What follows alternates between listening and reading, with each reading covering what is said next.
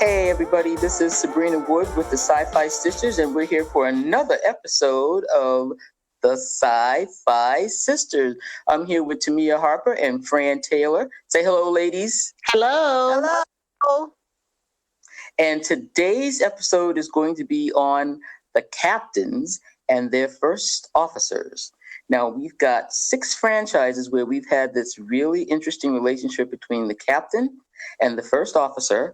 And what we're going to go through today is just who were the really great ones, who may have had a little issues, and were these relationships better or worse for having aliens or opposite sex in either position. So to start it off, we're just going to go through a little bit about which of our favorite pairings, which ones are our favorite pairings. So I'm going to start it off, and I'm going to say that my favorite captain and first officer pairing is definitely, I'm old school. It's Jim, Kirk, and Spock. All right. It's the relationship that started it all. I'm saying that's my favorite. I love watching them together. I love watching the way they interact. So I'm going to hand it over to Fran, who's another OG Star Trek person. Which one of the captains and first was your all-time favorite pairing? Oh my gosh, this is so hard. See, I wanted to say Kirk and Spock because they were the originals, and they had, I don't want to take anything from what you said. It's just, they were friends, and Spock was like just the balance, the yin to his yang, and they were just so good together, I thought. And then I guess my second one was Sisko and Kira. Yeah, because they both had strong personalities, but I think she kind of waned hers a bit because of her personal spiritual views of him and him being the emissary in her eyes. But I thought she was a great first officer too. They kind of played off each other. They both were strong personalities, though. Yeah. So Tamia, which was your favorite pairing of all of these? I think as far as a working relationship goes, I think I really like Picard and Riker. I like how they were just like a well-oiled machine. Riker was really took his duties as a first officer really seriously, and so he always had his captain's back, but more so than that, he could anticipate what his captain needed, and took his duties about running the ship very seriously. So he didn't have to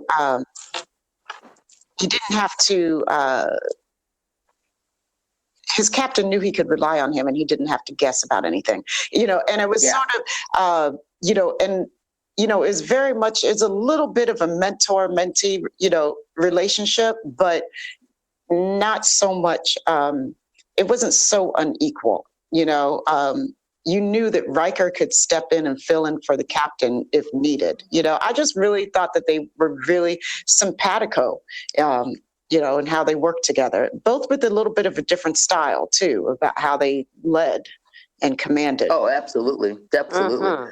Well, let's just make this clear. So the job of the first officer, I think, needs to be defined so that we can go forward with this episode, and we all hit on things that are part of their jobs. And another thing about this whole relationship is that they were very different in the way it was sort of like mentor-mentee, which is what you said about Riker and Picard, Picard and Riker. And Fran, you mentioned that Spock and Kirk were almost like brothers. So it was different.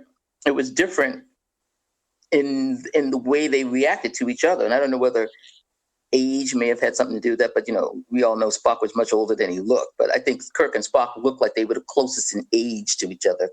But the job of the first officer is he's somebody that has to run the day-to-day operations of the ship. He has to protect not only the crew, but also the captain. He protects everybody on that ship. He also is the captain's sounding board, and he's his moral compass. Depending on the series, because for Enterprise and for TOS, they had other jobs. Yes, very interesting. They were also department heads as well as Right. the XO. Yes. Because in Enterprise, she was but she was on the bridge. What was her? She had another job She was too. a science officer. Right. Okay. Thank you. She was the science officer. Yeah. She and Spock were both science officers. Were both science officers. Yes. So and now Burnham also was the science officer when she was with Georgiou. Exactly. Yes, she was.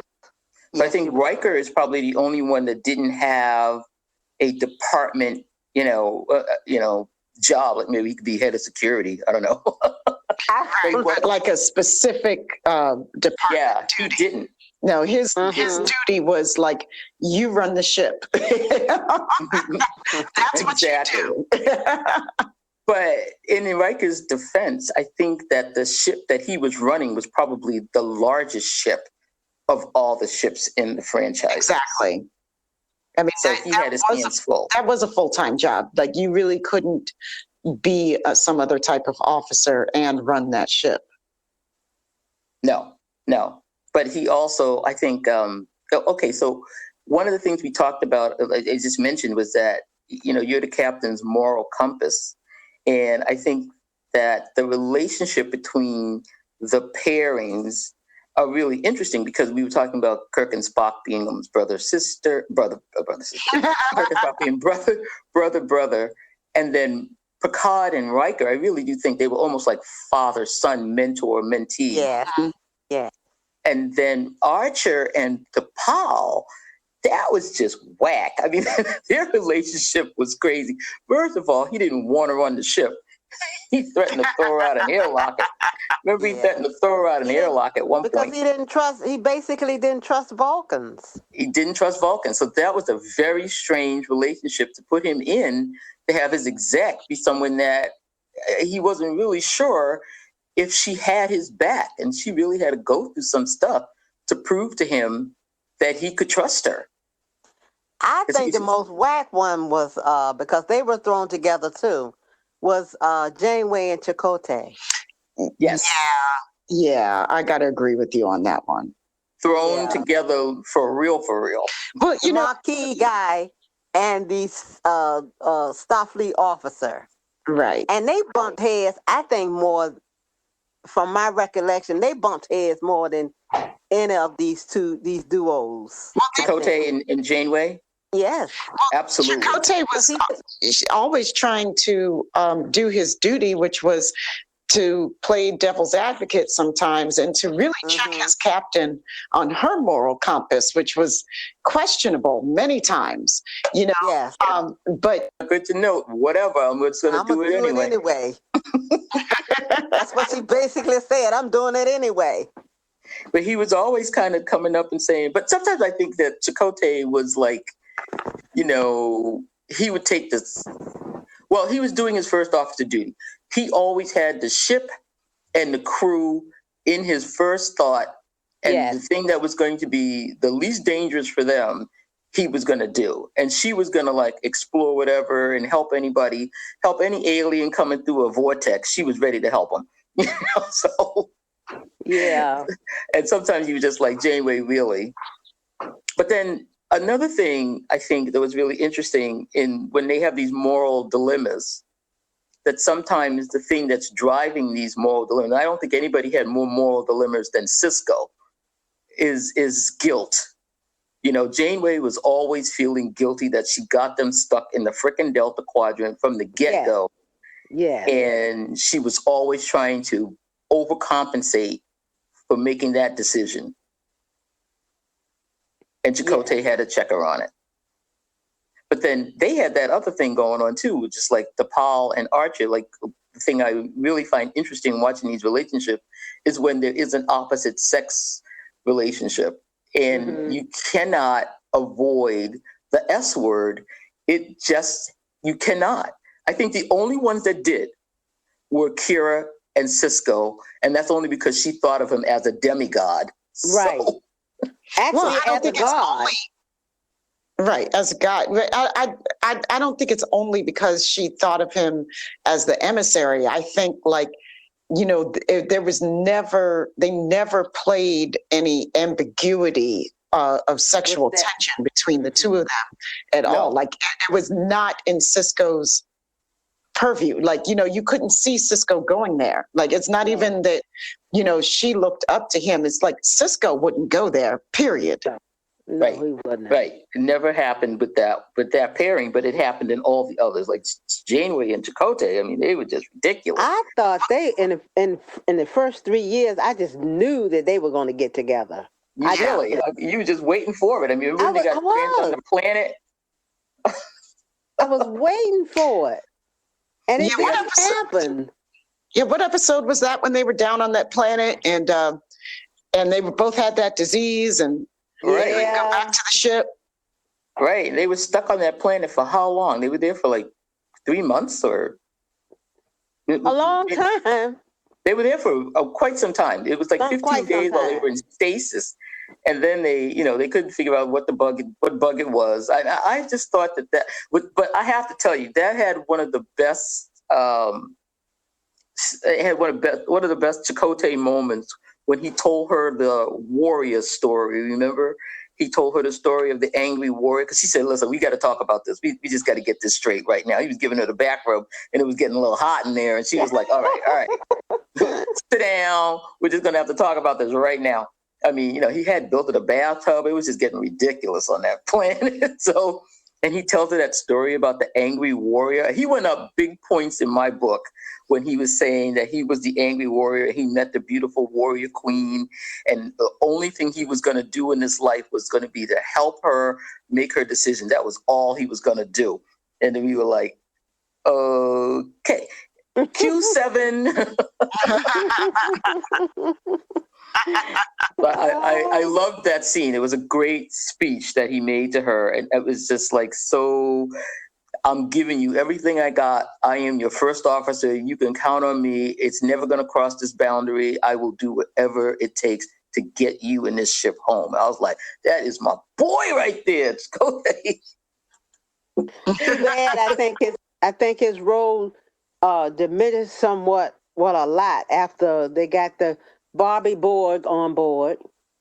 So, I really liked his strong presence at first, and then when they diminished him, I didn't like it at all. Because they had a good relationship. They, he always, like you said, he was really her moral compass. She did what she wanted to do anyway, but he always stood up to her and told her what was right, and probably what most of the audience was thinking too at the time. Yeah. Remember Equinox when he was telling her, no, we can't do this, and she's going to throw him in the brig. Right. I think she could find him the quarters. Yeah, she was. Yeah. But going back, like my other favorite pairing though, and we want to talk about this one because I think you brought this one up, Fran. I think we mentioned Picard and Riker, but Riker had the dubious distinction of being the person that ran into more of his past captains than anybody else. Or having another captain, not his past captain, but having another captain. Because remember when, his captain, Jellicoe came on board. And so now we have a change in command styles where we have Picard being scholarly, diplomatic, he's cerebral, and then we have Jellicoe coming in there and he's just like... from the hip, Jellicoe. Wow. Oh yeah, Jellicoe was really representative of the military arm of Starfleet. It was just all extremely militaristic, and he just expected his orders to be obeyed, period. That's your job. It's obey my orders. Don't question them, obey them, and do it quickly. And I loved it when he just dressed down Troy. She was like, well, I think the crew needs a little time. He was like, there is no time. I don't have time coming. to hold their hands. And by the way, put some clothes on. And all she could do was blink. That was it. And she was in uniform. She was in Starfleet uniform from then on. She put it on, and we went to 4 rotations of, shift rotations right away, too. Sure did. Like, get it done. But and he told Picard, I don't mean no harm, bro, but this is my ship now. You need to back off. I loved it. He told Picard where he could go, too. But in his and it was interesting because Picard was saying in that earlier scene with Jellicoe, he was saying that he picked Riker specifically because he did not adhere to the chain of command in a situation, and he wouldn't let his other captain, DeSoto, go down to the planet. He said, that's why I picked Will, because he risked his career and the chain of command because he was going to do what he thought was the right thing to do. And that's what he was telling Pressman when Pressman came aboard in the Pegasus episode. Picard goes through this whole thing about why he picked Will Riker, because Will had that streak. And Will wound up was like, Will wound up basically confined to quarters, not officially, but kind of, because he was sitting in there relaxing, when Geordi told Jellicoe that he had to, that he was the best pilot, that, he would be the best one to, to do the thing. And he was sitting, in his quarters chilling and, and he had to go in there, and they realized, I don't like you, but look, we need to get this done. Yeah. Yeah. So he was like, what did he say? Just ask me. Yeah, just ask me. Just ask me. As opposed to commanding me, just ask me. Just ask me. So Jellicoe had a definite brusque command style. Picard, like I said, he was that scholar, that diplomat. Okay, here's a question for you. Command styles. I mean, Kirk, I love this. I love the one time when Kirk said, Kirk was brilliant, he was passionate, he was a born leader. And then the question that I love to ask people, Kirk said, Spock was telling him something one time, and he said, no, the game isn't chess, the game is poker. And it was like the Corbomite maneuver, right? And he was like, we're going to play poker. And so Kirk was like that poker player, and I think Picard was like more of a chess player. Yes, that's a great analogy. That's a great, yeah. So I would ask you now, what do you think? Was Janeway a poker player, or is she a chess player, or does she have another game that's all her own? Monopoly.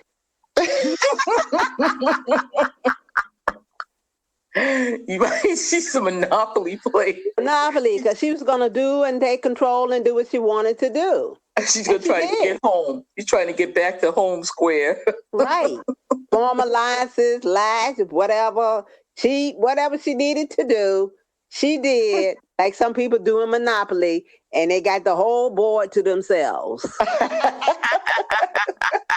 Somebody might get Park Avenue and the other blue spaces, but Janeway was running it. And she was the banker, so hey. I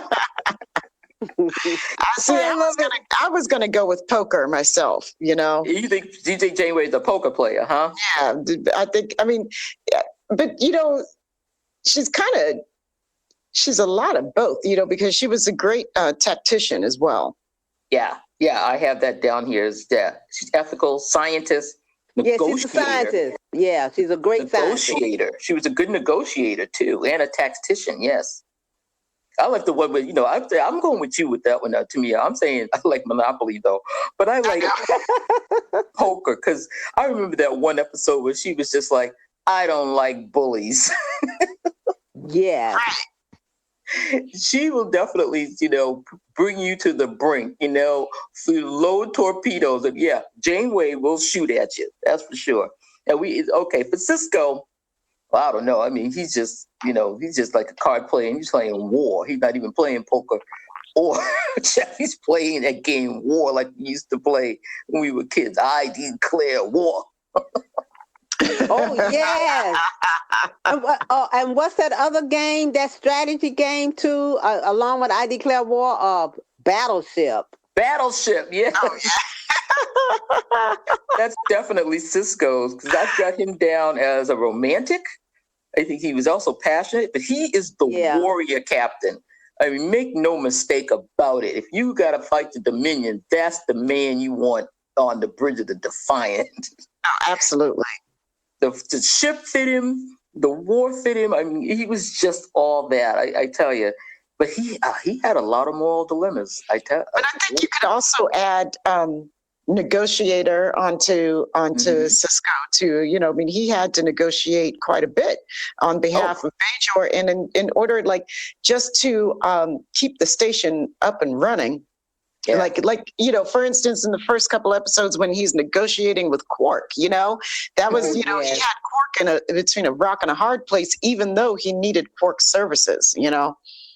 I don't know if that was really a negotiation as opposed to I'll let your nephew out of jail if you open up your bar. Hey, it worked, right? He's looking at 5 to 10. The Sisko was rough, I tell you. But he is absolutely my favorite. I do like that relationship that he had with Kira. But it was strange, you know. There's always like a third person in these relationships. So, you know, Kirk and Spock had McCoy in there, and Sisko and Kira definitely had Jadzia in there. I was about to say they had Dax, Because she almost took some of the duties of that first officer, but she was like the confidant because she was really Curzon. I mean, she was She was Dax. She was Dax. Thank you. He still looked at her as the old man. He still called her the old man. Yeah. So that was his McCoy to Kira's Spock.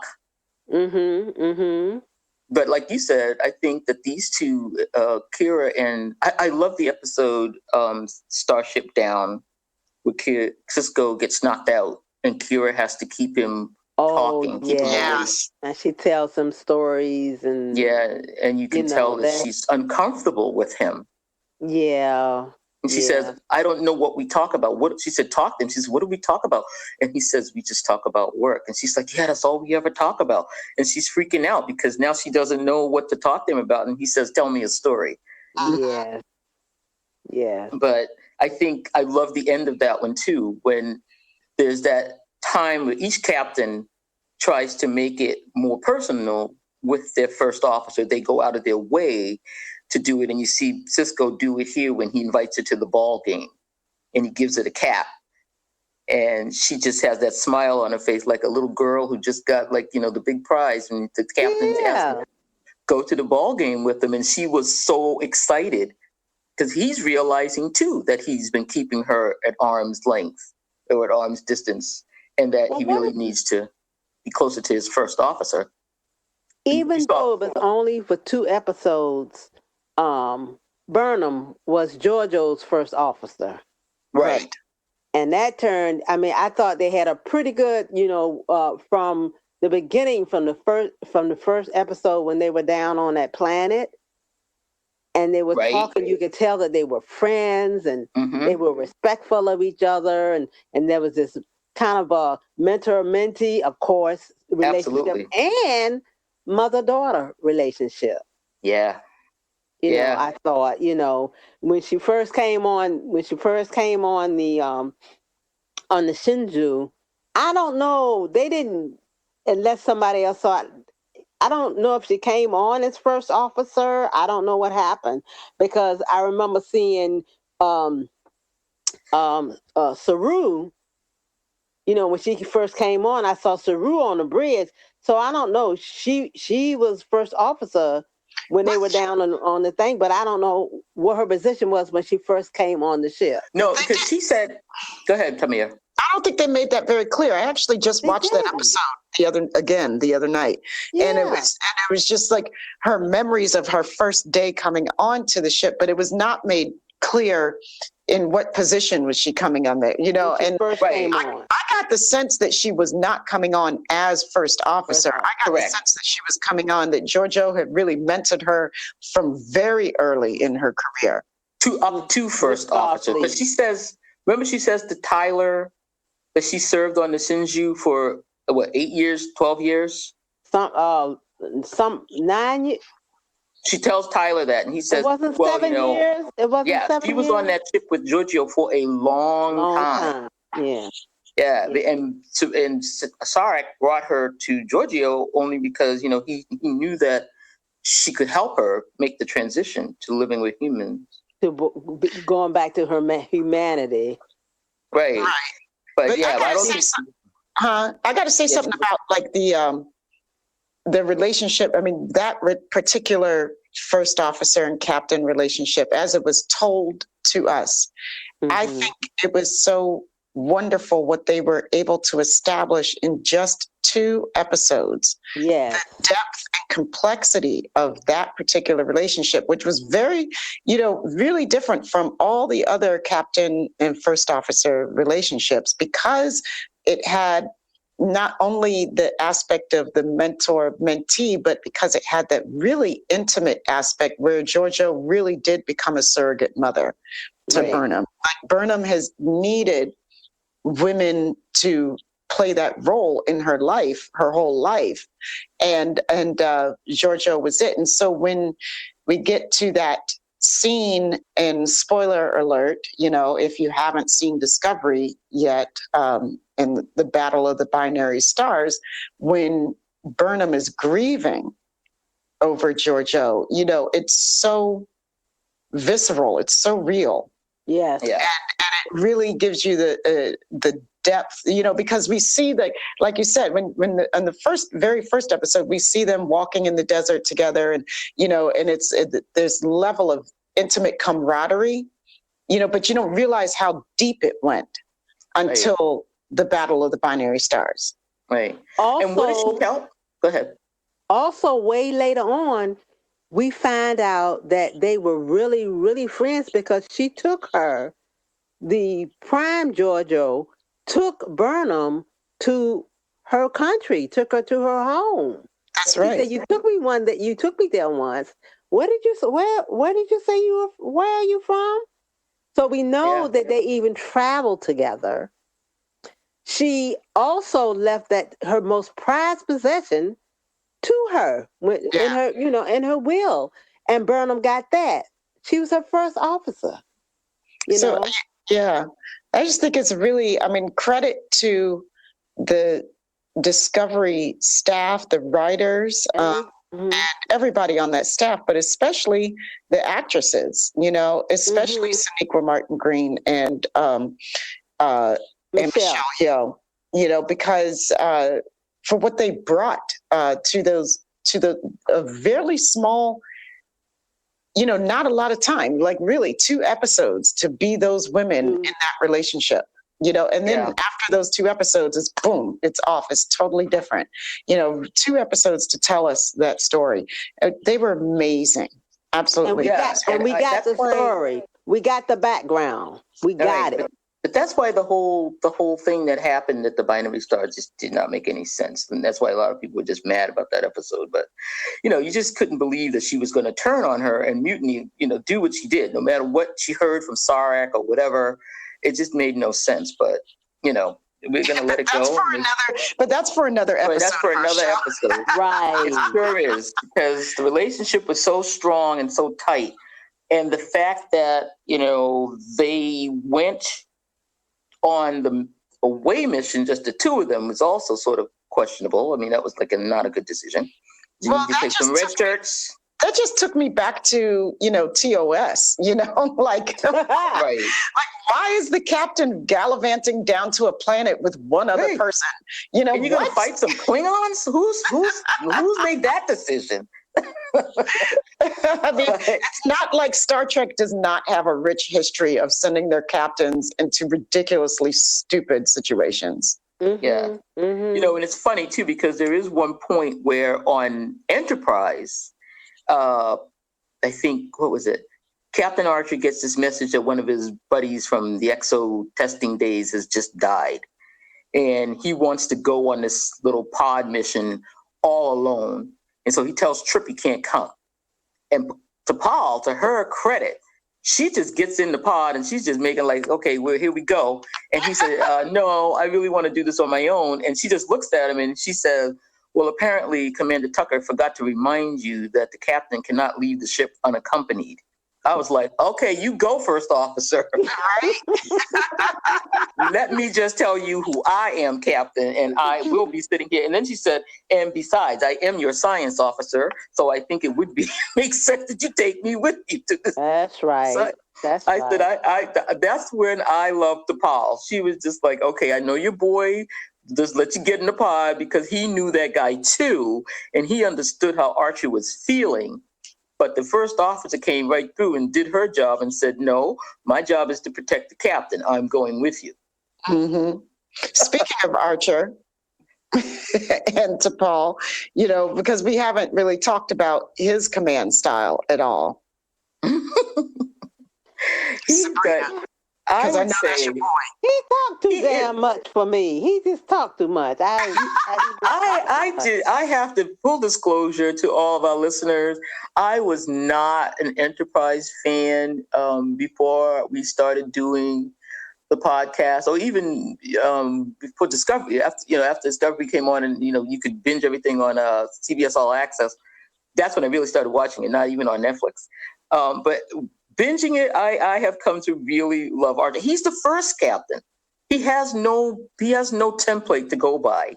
Yeah, so he's talking a lot because he doesn't even know what he's doing half the time. No, he doesn't. He's a great captain though, but he's hot-tempered. He's, what else? He's got something to prove. He's long-winded.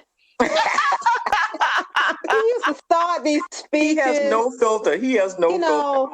He used to start these speeches and my eyes would roll in the back of my head.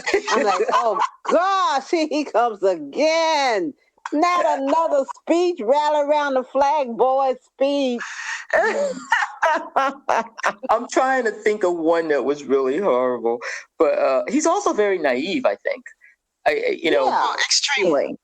Yeah, they had no idea. But like you said, he's the first, so he's kind of playing it by ear. He doesn't know. Wow, yeah. He, in that sense, really represents, all of humanity. When we were first reaching out into the stars like that, we as a species were extremely naive about what's out there because we'd never been out there, and it's not like the Vulcans were extremely forthcoming. No, they held the humans back for a long time. Right.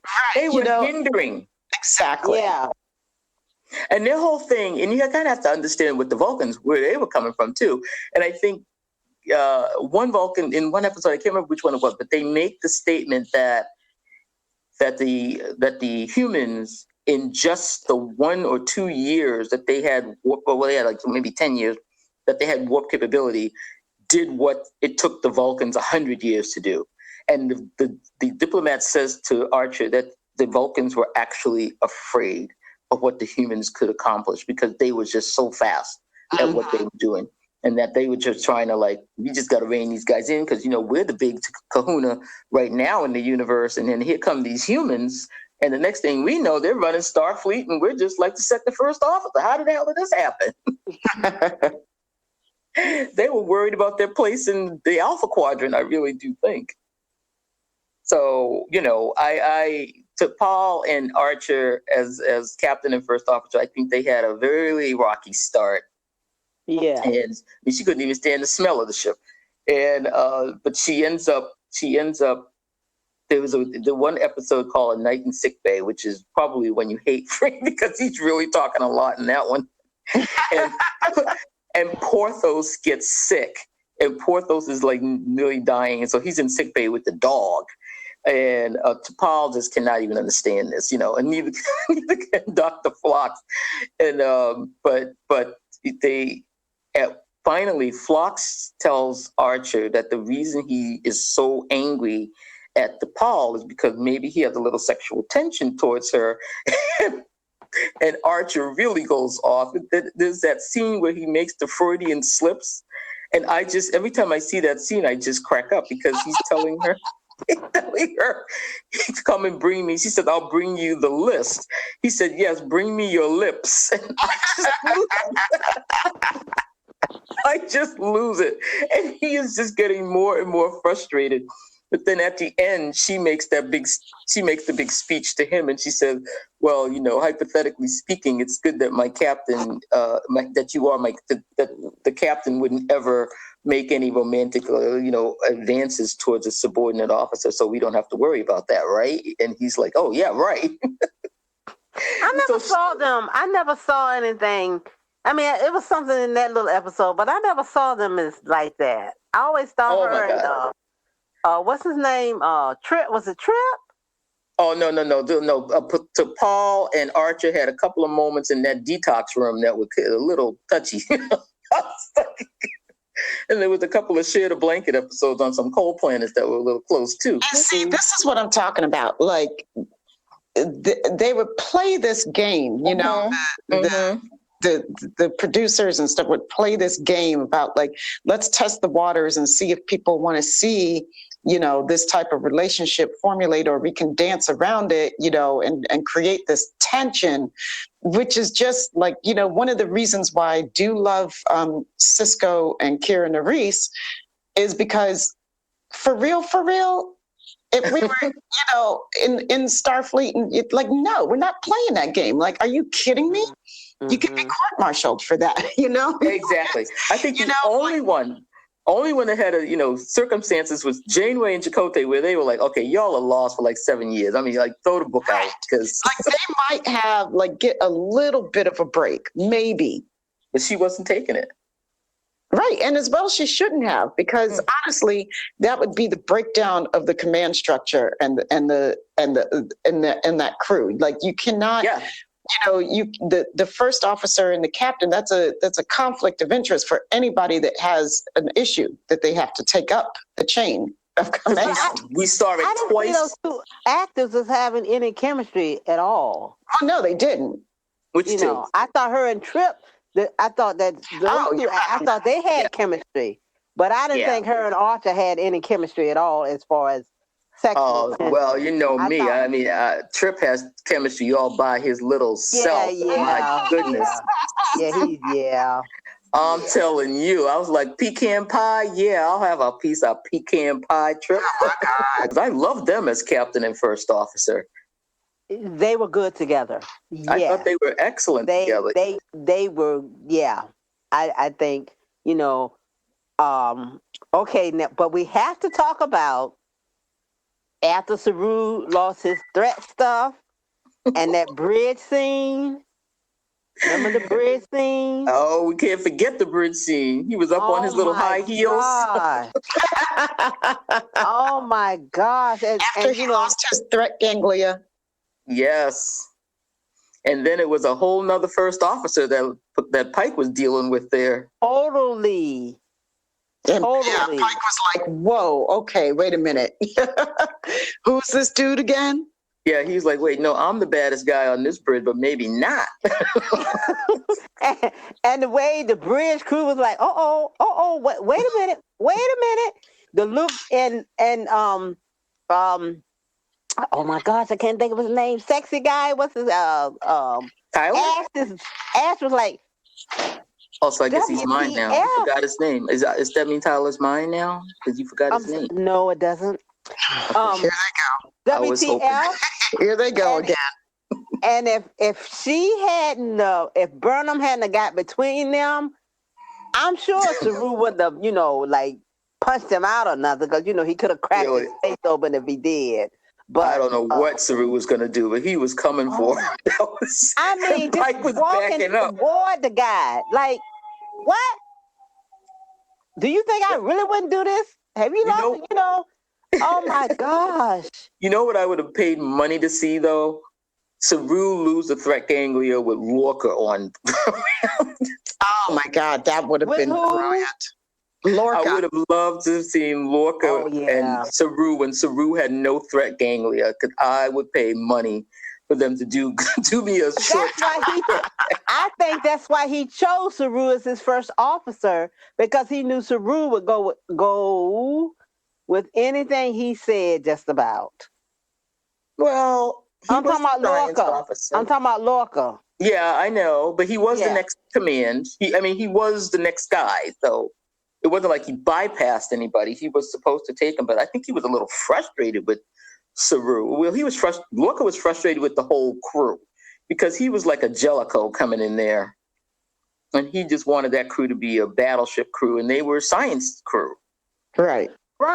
But I do think, I'm sure he had, I'm sure, I know this, I'm sure That's a point. they put Saru there because he wouldn't be a threat to Lorca. And, okay, the writers put Saru there, but Lorca wanted him there because of his demeanor. And that he wouldn't question, he said, because he told Burnham, he said the captain does what he wants to do, basically. Right. And he said, I'm the first officer and I'm supposed to know this. I didn't even know this. He didn't even consult Saru. Saru had no idea that Burnham was staying on the ship until he saw her in the elevator. I mean, in the turbo lift. That's right. And that is one of the things, that's one of the officers, the first officer's job is to know who the personnel are. Personnel? He didn't even, he didn't consult with me. I had no idea he was going to still be here. Well, he was in so many ways under Lorca, like a first officer in name only. He didn't have that full weight of duties that the rest of these first officers that we've been talking about have had. No. Yeah. And what did you think about Pike when he came on board with Saru and he was sort of like, well, I'll be the captain, and then sometimes you could be the captain. Be a joint custody. I think it was out of respect to the crew, and he wanted the crew to like him too. You just can't come in here, So he was being diplomatic. He said it's your ship too, and he wanted the crew to like him. So he did. He put Saru in that position to be his co-captain, kind of, as he said. I think it's funny because I think almost all of them wanted, they wanted the crew to, he seemed to be more concerned. Well, the crew had been through so much when Pike came on board. That was as he said, they had been betrayed by their captain. Right. So he was coming in and he really was trying to overcompensate for something that he had no control of.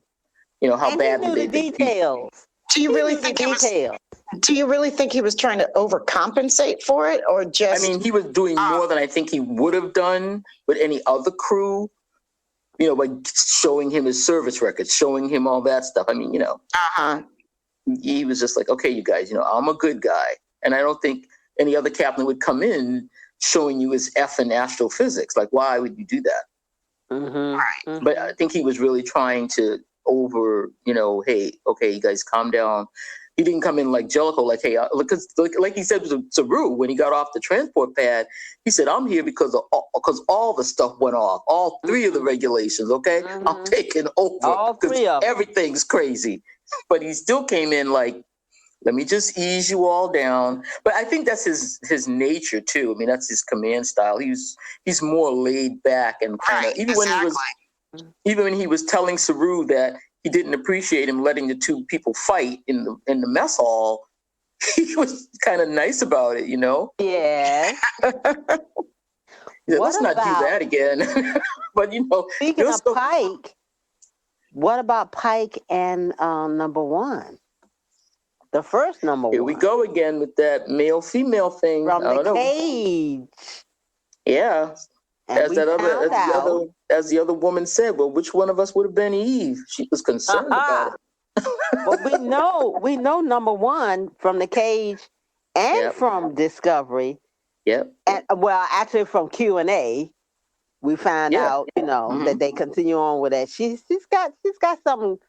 She's got this huge. She's crushing on Pike. Oh, she really is. Yeah, you think? Hard. I mean, Spock called her on it, and she daggone near blushed. You seem to have done a complete study on the captain. She was like, Oh, you gotta love short treks. I do, because and why wouldn't she? Because I mean, we've all had that relationship with a great friend who's a guy, And there is always, you cannot remove the sexual tension. In fact, that's one of the things about the relationship that makes it kind of fun, because you're like, ooh, but it's never going to happen. It's never going to happen, but it's just always going to be there. More reasons than one for me. I was about to say, like, is it all of us with a guy? Okay, so not always a guy. Speaking for everyone here, I don't know. I've had these best friends that have been guys, and it's always just been a little.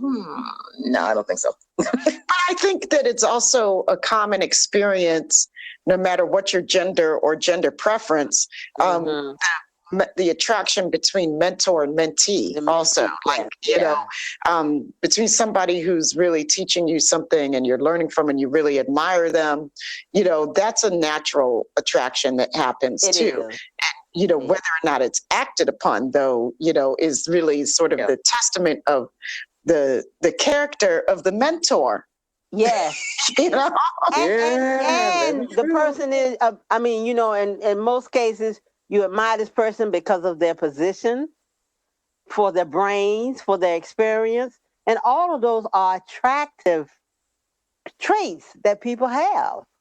Yeah. And all of our captains are brilliant. Every one of us. Yes. You can't be a captain and not be brilliant. And not be brilliant. Unless you cheat on the Kobayashi Maru. But he did it brilliantly. Right. See, he gets a pass. He gets a pass. I know. The Kobayashi Maru, only person that cheated in one scenario. Okay. Oh, yeah. But I just want to, we're almost at the almost at the hour mark here with this one. And I think we've got a lot said about our captains. I just wanted to touch on what episode or what time did you think that the captain was definitely at his worst point and was saved or helped by his first officer? I have a couple of ideas in my head, or even when they were at that point, and what did their first officers do? Did they confront them? Did they just let them just be crazy? I mean, did they see some kind of reason behind it? And I'm thinking of a couple of different episodes where one of them, of course, is for the uniform in Sisko, when he poisoned the planet, when he was chasing Eddington. Was Kira on the Defiant? They were on the Defiant. Was Kira on the Defiant then? Kira was on the Defiant. Kira was on the Defiant. They left Dax in charge, right, of the station? Yeah. Worf was on the ship, O'Brien and Kira, when he gave the order. But, there's a pretext to that. I mean, Eddington had done the very same thing. And Sisko made that statement to Dax, and he said, Eddington gave him the book, Les Miserables, and he says, he sees himself as Jean Valjean. He said, he's telling me I'm the other guy, Mm-hmm. And so he says, well, maybe it's time for me to be a villain. Remember that? I remember. And so Sisko wasn't really losing his mind when he did that. Like, a lot of times when you look at the people talking about how bad Sisko is, they're like, well, nobody Sisko poisoned the planet, But it was like, he was showing Eddington exactly what he had done to the Kardashians, and he poisoned that planet. And he was like, I'm going to do the same freaking stuff. And the thing that got me was like, no one challenged Sisko when he was going to make this thing happen. He had to tell Worf twice. Yeah, Worf kind of hesitated. Worf hesitated. I mean, see, the thing is, like, even if Eddington did that, it's still like, we're Starfleet. We don't lie, like we're Starfleet. Like, this is a completely reprehensible act, no matter what the justification was, and especially not for one man. I mean, it really speaks to Sisko's obsession and mania, like this madness about Eddington, which went but neither Worf nor Kira challenged him. They did not go first officer on him. They were like, I'm not going to tell him nothing. You going to tell him something? I'm not telling him anything. Right. I thought that was amazing because they fired. Right. And gosh, we could do a whole episode on that one show alone because, we'd never seen anybody in Starfleet behave that way. We know that in an organization as large and as bureaucratic and as multi-limbed, like Hydra-like as Starfleet is, that that you've got these folks making these questionable decisions. And most of the admirals. Oh, bad admiral. Thank you. The bad admirals. Yes. They have to, but we had never been presented with that on our show. So honestly, Yeah. Oh, what about, there's another one where Kirk loses his self for a second and they have to check him. They check him. But remember, it was called Obsession. And Kirk was on the planet and he smelled that sickly sweet honey smell of the cloud monster. Yes. And they were supposed to meet up with the Yorktown or something. They had the medicine and Scotty was telling them and Spock was telling them. And Kirk says, I really don't appreciate my senior officers conspiring against me. And everybody just went, oh, snap. They were all trying to check him. They were like, Captain, we have got to meet the Yorktown. Why are we chasing this thing that nobody can see and sensors don't read? And remember, he cussed out Chekhov. Chekhov said, I've run the scans twice, sir, and I don't see any dichronium. He said, run it again. That was a crazy episode. Kirk was losing it. Yeah, he did. And McCoy came to him. He said, I'm going to put it in the medical record. And he said, well, you need a witness for that. And McCoy hit the door, and there was Spock. And they checked my boy. They did not check Sisko. No. But in both instances, they were right. Kirk was right. There was a monster. Well, yeah, but he had experience with this monster from 10 years before or something? Right. Yes. Right. But he ended up being proven right. But for a minute there, they were like, I don't know what you're talking about, and we might have to put a notation in the medical log. Yeah. So I just thought it was interesting that Sisko didn't get checked in that one by his first officers. Either Lieutenant Commander Worf, whose place it was not to check him, but it was Kira's. Right. Well, I think we have had a really excellent discussion on the captains and their first officers, don't you? I think so too. Oh yeah. Yeah. So many different aspects of the relationships and who they were and how they got along, or sometimes didn't get along. It's really, really interesting. Even from the cage all the way up to disco, these relationships were really something.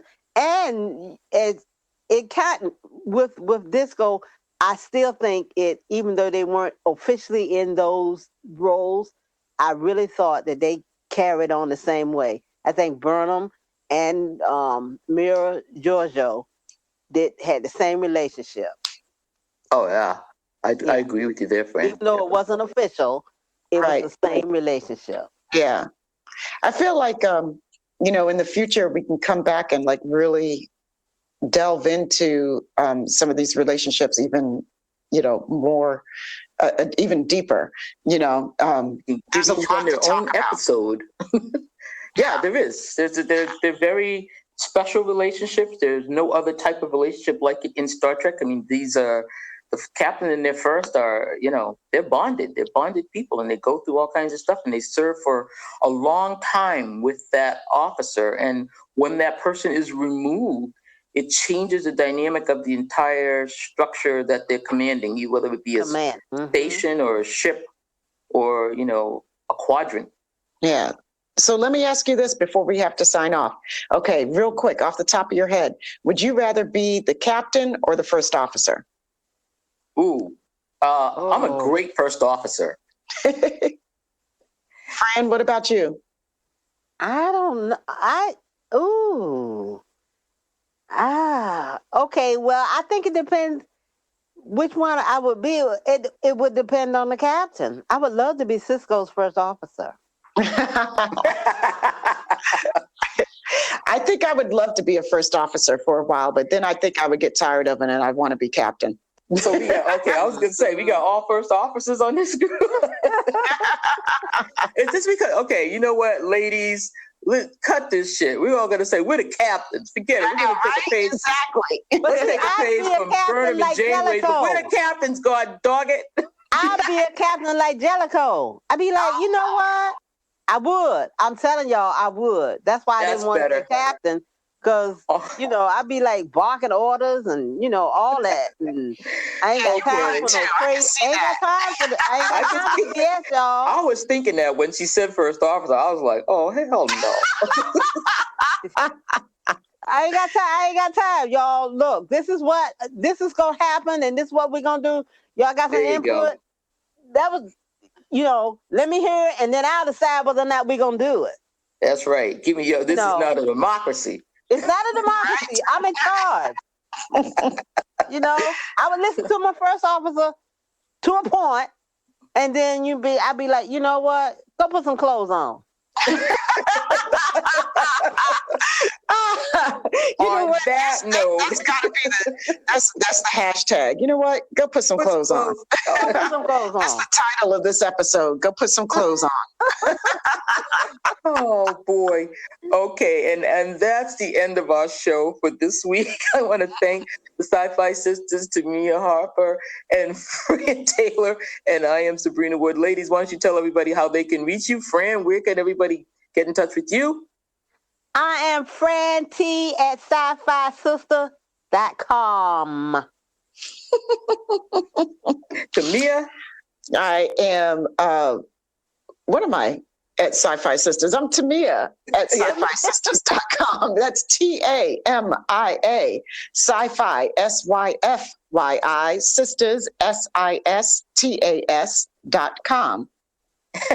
And I am Subrina, SUBRINA, at SyFySistas.com. And please send us a message and let us know what you think of the show. And until the next episode, live long and prosper. Put some clothes on.